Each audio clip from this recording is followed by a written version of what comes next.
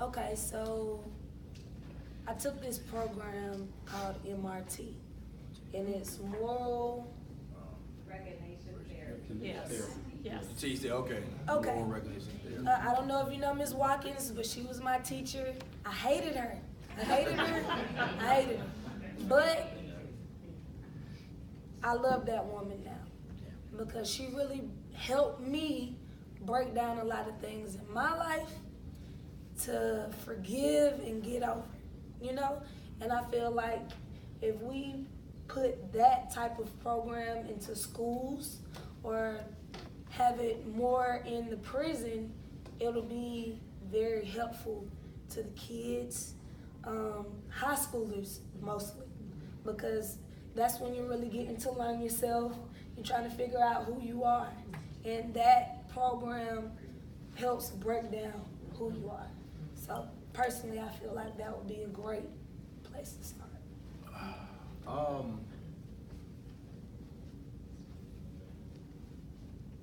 You know, honestly, and I just have to be honest about stuff, man. It's becoming so difficult to even come up with a solution to what our kids are going through, what they're dealing with, because we have the lack of parenting. We have not enough positive, strong male role models in our community. Technology is destroying our common sense. I was just looking at a study that's saying that their video games, and of course, you know, phones has played to do it, is causing mental health issues with our young people, because what they're doing is causing them to be detached from community or how to communicate. And so when you have video games and you have social media network, you have all these different vices that is encouraging disrespect, encouraging depression, encouraging violence, encouraging to be a drug addict. I just never seen nothing like this. I know it was wild when I was coming up, but I've never seen nothing at this capacity. And I honestly, I've just the last couple of years, when people ask me stuff, and I try to get the best answer I can, but I'm telling you, it's becoming so hard. And now with the explosion of the gang life, that's becoming even more dynamic, because these kids are so loyal to this particular lifestyle. And a lot of kids are getting involved, and you got these older guys that want to run these young people instead of helping these young people to find purpose in their life. You know, and don't misinterpret, because we was no different than a gang. We just had neighborhoods. Like, we were just, you know, Lithonia, and, you know, you had whatever apartments you was in. So it was that was no different. But I just never seen the loyalty the way I've seen it for this particular lifestyle. So it's becoming real hard, but we do need more money in our community. We need more resources. We need more, there's a lot of there's a little small pockets of organizations that are doing a lot in our community, and they don't have enough financial resources to expand their organization or their programs, you know. But one thing, and I said, we got to get more men involved. I think that's where we're having a lot of issues, and that's why I heard a lot of organizations trying to get more mentors involved.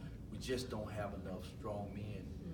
You know, yeah, you got a couple, you know, fraternities that's doing their job and whatnot, but I'm talking about when you start going out dealing with these kids that are high risk, that it's like people forget that pocket of kids, but you need men that can get back in there who's not scared, who has a passion to serve, because when you have a passion to serve, kids gravitate to that. And so I'm actually working with the U.S. Attorney's Office. We're working with this, and this is something that you can definitely be involved in, because what they're talking about is this program called Creditable Messengers. And they even have curriculum that's being taught called Forward Thinking. That only creditable messengers are asking me to teach this, because you teach it from your perspective, because we are able to get back into those pockets. Because most kids, they're not trying to talk to them. They don't care about them. They only care about their rights when they're in trouble. Right. They're not coming to sit down and talk to no attorney until they're getting in trouble. They're not going to talk to no police, because even some parents, even I've even been in churches where people have downgraded police officers, and to me that's crazy, because if I get to a place where I can't trust a police officer, then I don't need to be in this country, you know what I'm saying? So I'm not gonna downgrade the same people I have to call. Of course, we got some people in the judicial system that ain't right. We understand that. That's the world we live in. So we just gotta get people who are willing to get back in the community, who ain't scared. And we need the community, and we need our politicians, and we need people that can make certain financial decisions to gravitate to certain organizations who are making a difference or trying to make a difference, and help these people, you know, get in place where they can help some of these young people, because these kids, man, they're unique, and they're only going to deal with people that they feel can relate to them. Not saying all of them, but a large majority of them that's dealing with certain street life, if you can't relate to them, they're not even dealing with you, you know, and that's just where they cut. That's where they cut the line at. You know? You don't know it, you know. So. Wow. Let's get it, Jones. Now, I am not a psychologist, but to me, you know, when I would speak to, you know, some people that I know who are younger, you know, I tend to try to be very logical about everything. And I said, look, you know, everything has a reason. I said, you know, the reason a lot of younger people are the way they are is just basically their ability to reason. You know, their frontal lobe development doesn't happen until the age of 25. They just don't have the ability to reason. Now, it's hard to tell someone that who doesn't have the ability to reason. So, you know, oftentimes, even when my daughter was in high school, and I'm very grateful she went to a Christian school. Thank you, Jesus. But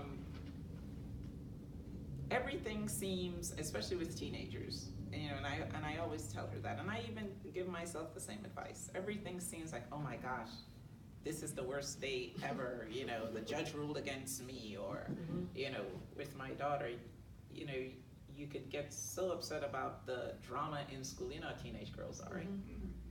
So, but then I always have to remember, it's always so major. But the next day, usually you don't remember it anyway. So I always say, you know, you wait a day, you wait a couple of days. Sometimes you just have to know that it just seems very major at that point. And sometimes that's how I end up having to reason with people who are totally unreasonable. I always say, give it 2 days. Give it 2 days. I mean, sometimes people just need, it's not so much that they need a break, but they need you to sort of prove to them that although, you know, you have to have this, oh my gosh, I have to go to this concert, I gotta see Beyonce or I'll die, you know, this kind of way.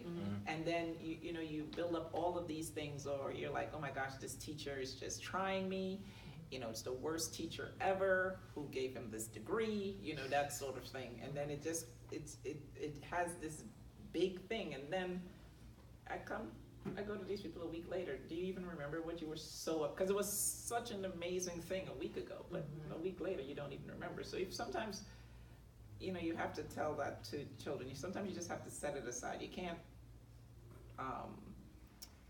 can't destroy them on the first mistake, or even the second mistake, or even the third mistake. Sometimes you just have to give people a little bit of leverage, and just, you know, just give them a little bit of time, and just remind them, remember that thing that was so, you know, you're gonna die if it doesn't happen, and you were so upset, and now a little while later, because it's just all the ability to reason. Sometimes people just need to take that break, because what seems logical today sometimes is not very logical the next day. You know, and then I think it's just a matter of letting them know, you know, for me, I just always, Google's my friend. Although some of the stuff may be wrong, but I go on Google. Look, you don't have the ability to reason according to Google, so you just need to wait it out. You know, I mean, and it's sometimes that's all you can do. Well, yeah, I mean, I think, so the criminal justice system is not established really to help cure a lot of societal ills, right? You know, I mean, that's just, I'm proud to have been a public defender for over 31 years now. I've seen a lot of great reforms that we are moving forward with in this country and in this state and in our community in DeKalb. We have reentry programs, we have accountability court programs, we have a second chance program. But those are, what can we do to help? This person's already trapped in the criminal justice system. What can we do to help that they don't come back into the system? So the criminal justice system is reactive in that way. And we've made a lot of great progress. I don't want to diminish that. I think that we're really heading better. But so I think we need to think about this in a different way. And I see Miss Morris is here in the room. She and I are in a committee. You probably get to more of the meetings than I do. I apologize. But it is looking at minority youth violence as a public health issue. Right. And looking at some of these, what's going on in the community, especially with our young people, is more of a public health issue. And how do we deal with it as a public health crisis rather than a legal at the end? So that's one thing I think that is something we should maybe reframe how we're looking at what's going on and approach it from a different way rather than the reactive criminal justice legal system. The other thing, one last thing I would love to hear your thoughts on, and would love to try to get the support in this state moving, is raising the age of what we consider to be a youth. Georgia is one of 5 states in this country that, in Georgia, the minute you turn 17, you are considered an adult. When as far as the legal system is concerned. And as you indicated, there's so much science. I'm very much driven, as you heard, by data, by facts, you know. And no the ability data, to reason at all. it's 20, right, You're 2 years old and you want but yet ice cream for dinner. we are treating 17-year-olds in our legal system as an adult. We are throwing them into adult prisons, into adult jails. So that, and Georgia is one of 5 states that has that low of a threshold. So one initiative I would love to see bring to the state is raising the age of minority. There has been legislation that was proposed last year to raise it to the age of 18. So in other words, it would only be until you turn 18, then you're considered an adult. I can tell you, some states it's 21, you know, so I mean 18 is still... If you're the pediatrician, it's 24. Right. So it's still low. There was legislation introduced, it didn't go anywhere, and I'm hoping it will continue, we'll continue to press that in the state. And I agree with everything you said. Kids don't have most to some degree. But I also believe that we don't give these kids enough credit how smart they are. They are smart. And the reason why I say that because we wasn't able to obtain the understanding and knowledge the way they are because we didn't have technology the way they have. You see what I'm saying? And let me say this, because I agree with everything y'all said, but at the same time, being out there working with these kids every day, let me tell you something. These kids, Oh, yeah. well, we don't give them credit, because I'm telling you, man, I don't been around parents, we go through their phones. Some of these kids are so indirectly and directly involved in crime, it's unbelievable what they're involved in. I was with a kid the other day and we were playing paintball. This kid just went down and told me a whole list of guns. I don't even know one, I maybe know what one gun is. This kid told me a whole list, how to break them down. Unbelievable. I said, son, you can tell me everything about guns? But if I was to ask you something about who was the last president, because there's certain things they want to obtain and some things they don't. You see, because we couldn't grasp Google growing up. Like, we didn't have anything close to Google. If your mama whooped you, had a beeper growing up. Like, they didn't play that about, parents are like, you don't supposed to have no beeper, but you know the beeper.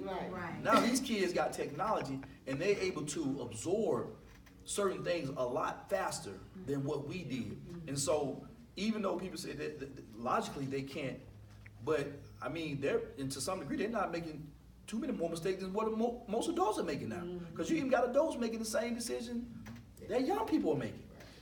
And the reason why I say that, because that's the reason why when we directly involve ourselves with these young people, man, like, you have to come at them so much different. I mean, kids are really, they don't care nothing about civil rights.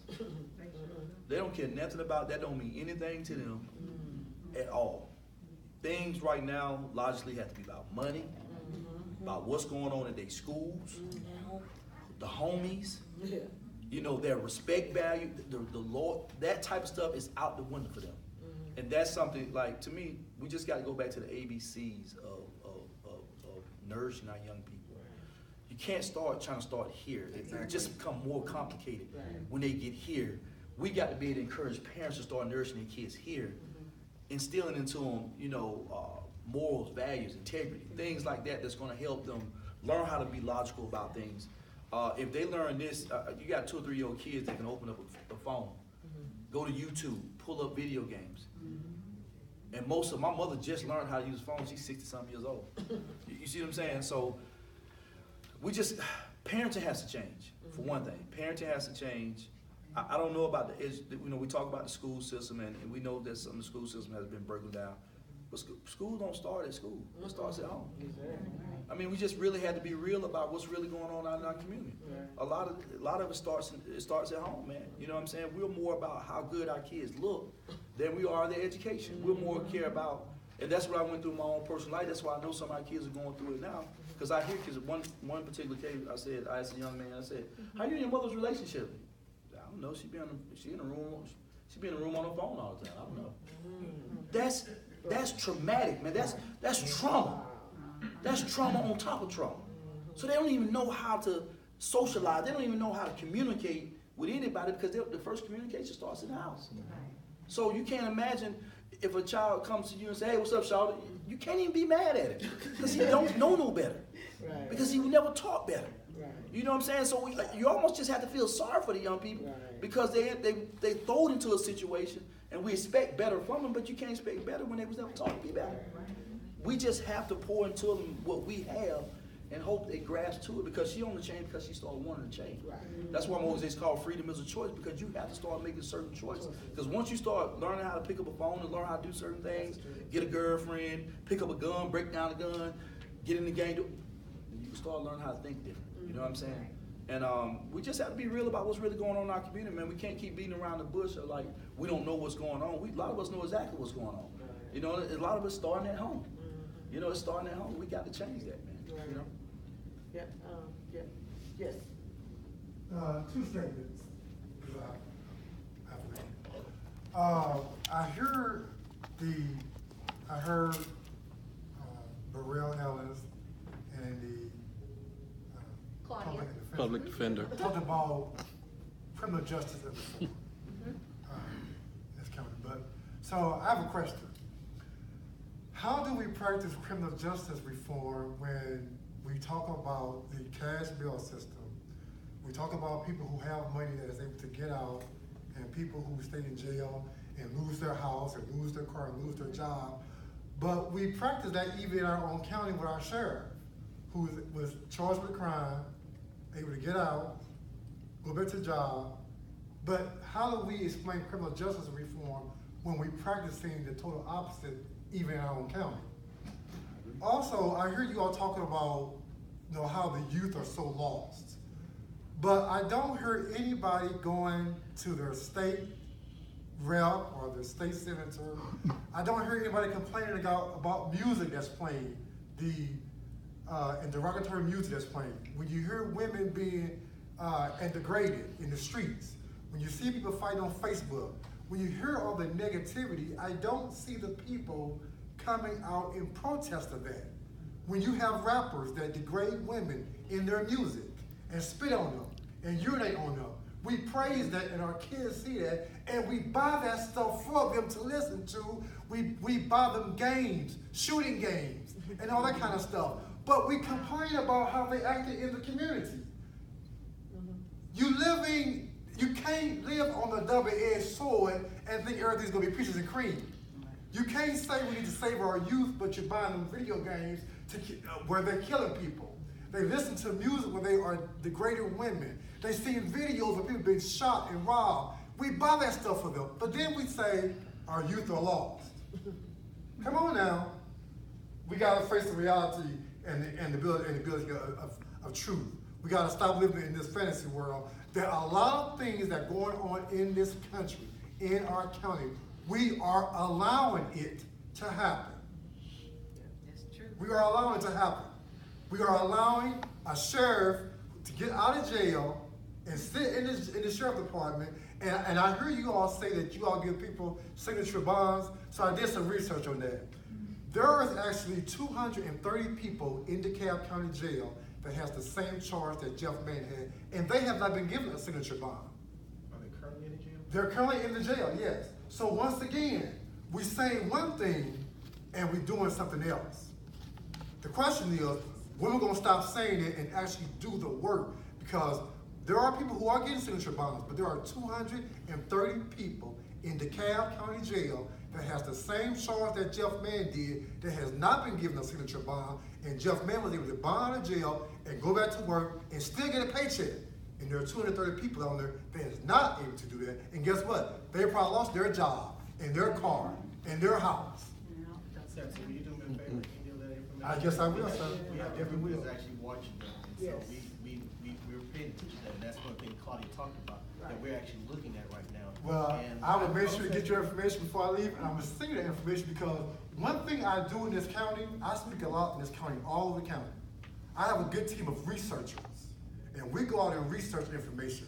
So when Samson Burrell speaks somewhere, I'm gonna bring to you a whole lot of facts, because before I talk, I'm gonna bring you the facts. And one of those issues was, I've been speaking about for months now, is that we have a sheriff that was charged with a crime, pleaded guilty, able to go back to work, and there are people in that county jail with the same charge that's yet to get out.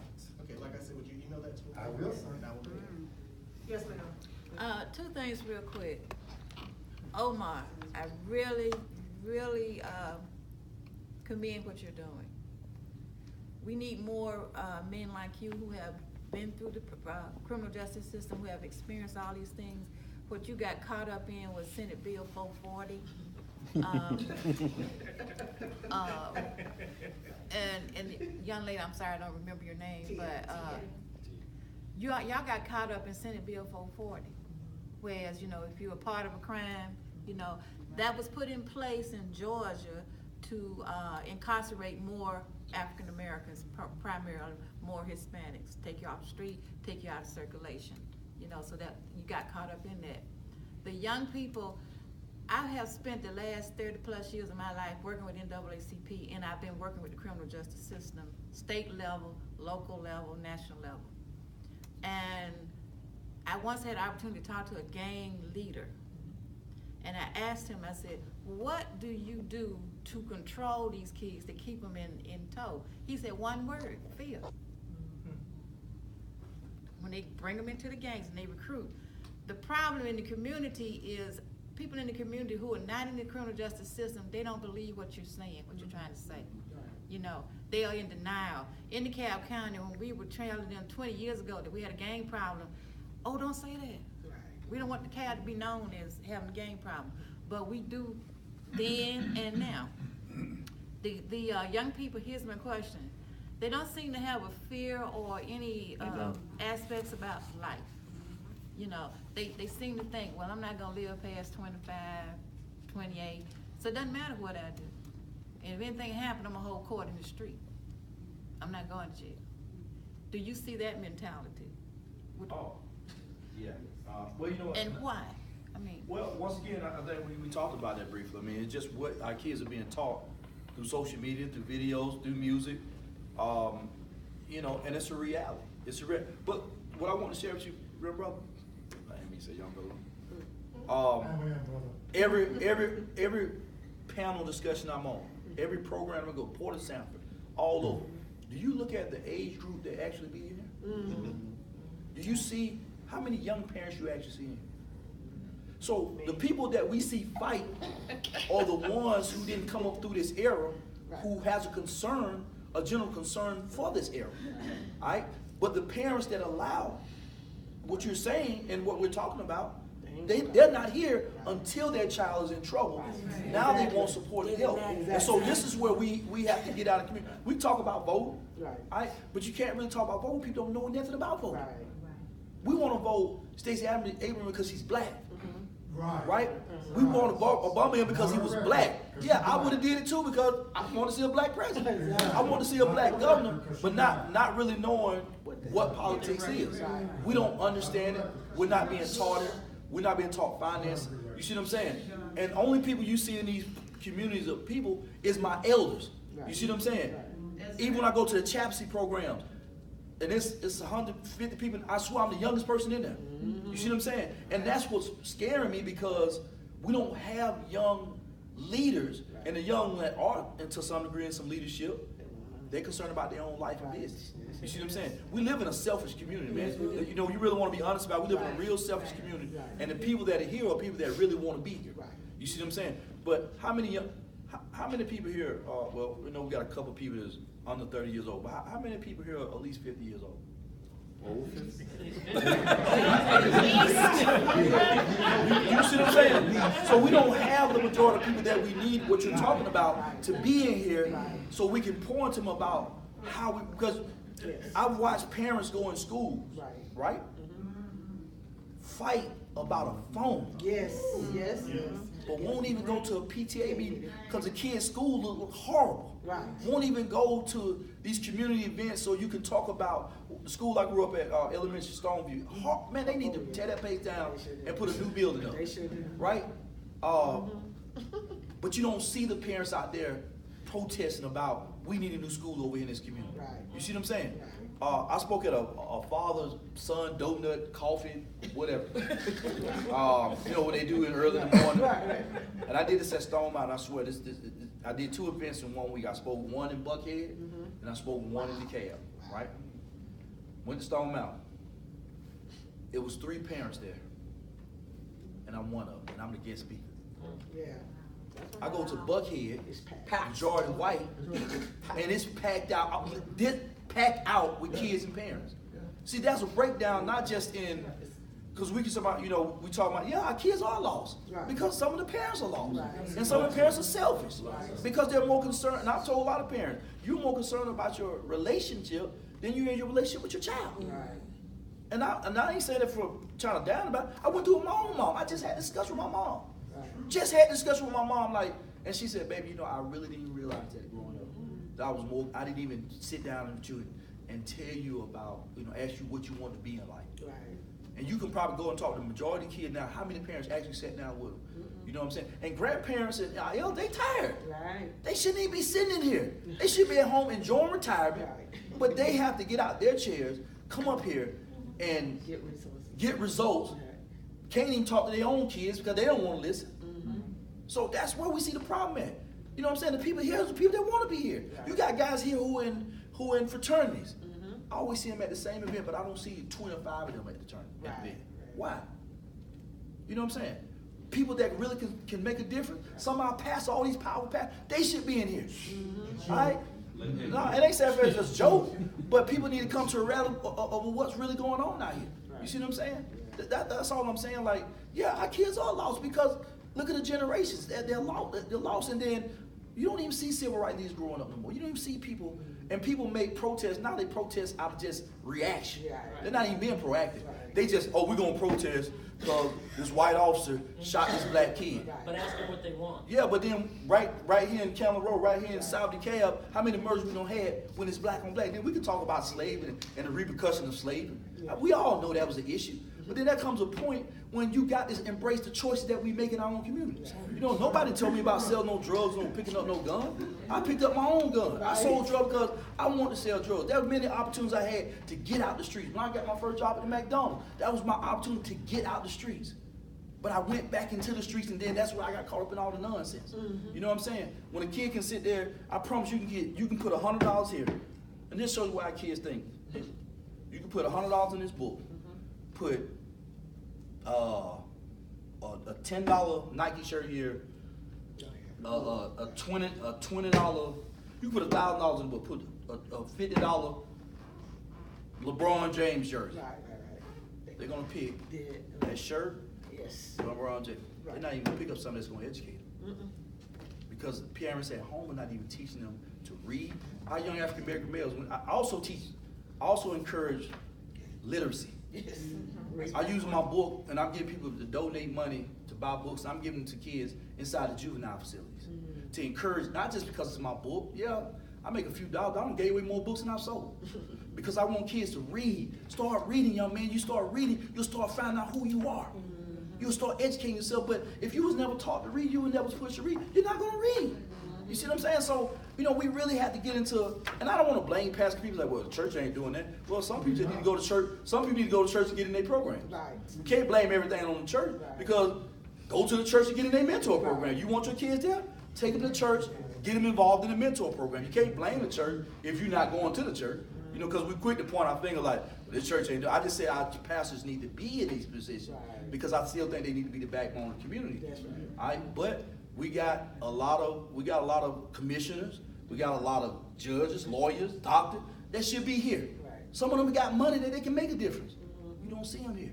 You got people that 100 black men of DeKalb County, 100 black men of Atlanta. You got Alpha, all them should be in here. They should be filling up these things because some of them folks have the resources to do stuff. You might see one person here from them.